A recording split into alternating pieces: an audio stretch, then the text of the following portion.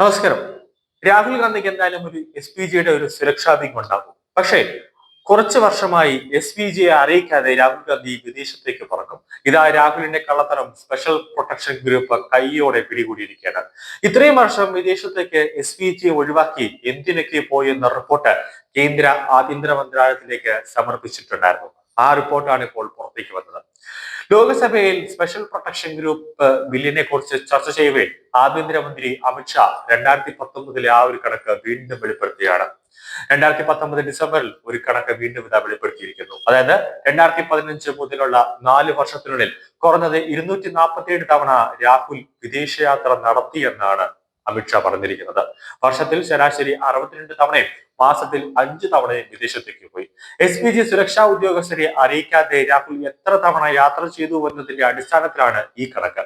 2019 നവംബറിൽ പ്രതിരോധ മന്ത്രി രാജ്നാഥ് സിംഗ് ഒരു ചോദ്യം ചോദിച്ചു.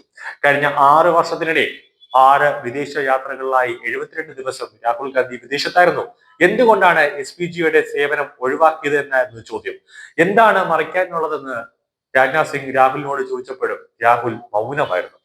ആ ചോദ്യത്തിന് ഉത്തരം അറിയാൻ ഭാരതത്തിലെ 140 കോടി ജനങ്ങൾക്കും താല്പര്യമുണ്ട് എന്ന് രാജ്നാഥ് സിംഗ് പറഞ്ഞപ്പോഴും രാഹുൽ ഒരു അക്ഷരം വേണ്ടില്ല. ഇന്നത്തെ പ്രതിപക്ഷ നേതാവിന്റെ വിദേശയാത്രകളും അദ്ദേഹം കൂടിക്കാഴ്ച നടത്തുന്ന വ്യക്തികളും സംഘടനകളും സ്വീകരിക്കുന്ന നിലപാടുകളും രാഷ്ട്രീയ താല്പര്യങ്ങളെ ഹനിക്കുന്നതാണ് എന്നത് നിർഭാഗ്യമായ ഒരു കാര്യമാണ്. രാഹുൽ എപ്പോഴും ഭാരതവുമായി ഇടഞ്ഞു നിൽക്കുന്ന ആളുകളുമായിട്ടാണ് രാഹുൽ വിദേശത്ത് ചെന്നാൽ കൂടിക്കാഴ്ച നടത്തുക. 2022 രാഹുലിന്റെ യൂറോപ്യൻ പര്യടനത്തിനെതിരെ ഐഡിയാസ് ഫോർ ഇന്ത്യ എന്ന പേരിൽ ബ്രിട്ടനിൽ നടന്ന കോൺഫറൻസിൽ രാഹുൽ ഒരു വിവാദ പ്രസംഗം നടത്തി.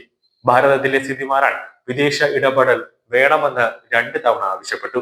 റഷ്യൻ യുക്രൈൻ വിഷയം സംസാരിക്കുന്നതിനിടെ ലഡാക്കിനെ യുക്രൈനുമായി താരതമ്യപ്പെടുത്തുകയും അതിൽ US ഇടപെടൽ ആവശ്യമാണെന്ന് ഊന്നിപ്പറയുകയും ചെയ്തു. അമേരിക്കൻ ശതകോടീശ്വരൻ ജോർജ് സോറസിന്റെ ഓപ്പൺ സൊസൈറ്റി ഫൗണ്ടേഷൻ 2013 മുതൽ കേംബ്രിഡ്ജ് സർവകലാശാലയിൽ ഗിൽഡ് ഓഫ് ബെനഫിറ്റേഴ്സ് അംഗമാണ്.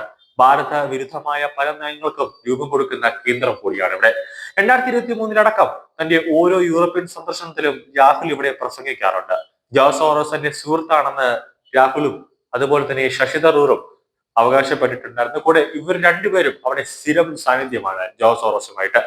കർഷക പ്രതിഷേധങ്ങൾക്കിടയിൽ 2020 ഡിസംബറിൽ രാഹുൽ ഇറ്റലിയിലേക്ക് പോയി. എന്നാൽ ഒരു മാസത്തിന് ശേഷം 2021 ജനുവരിയിൽ കർഷകരുടെ പ്രതിഷേധം അക്രമശക്തമാവുകയും കർഷകർ പോലീസ് ബാരിക്കേഡുകൾ വിധിച്ച് ഡൽഹിയിൽ ചരിത്ര പ്രസിദ്ധമായ ചെങ്കോട്ട സമുച്ചയം ആക്രമിക്കുകയും ചെയ്യുന്നതിനും രാജ്യം സാക്ഷ്യം വഹിച്ചു. സമാനമായ US യൂറോപ്യൻ സഖ്യകക്ഷിയായ ദക്ഷിണ കൊറിയയിലേക്ക് 2019 പൗരത്വ ഭേദഗതി പ്രതിഷേധത്തിനിടയിലുള്ള രാഹുലിന്റെ യാത്രയും സംശയം തന്നെയാണ്. Indian overseas Congress chairman Sam പിത്രോദയും രാഹുലിന്റെ കമ്മ്യൂണിക്കേഷൻ സ്ട്രാറ്റജി ആയിരുന്ന നിഖിൽ ആൽമയുടെയും അടങ്ങുന്ന പ്രതിനിധി സംഘം ദക്ഷിണ കൊറിയയിൽ എത്തിയ ശേഷമാണ് ഈ പ്രതിഷേധം ഡൽഹിയുടെ കലാപത്തിലേക്ക് കലാശിച്ചത്.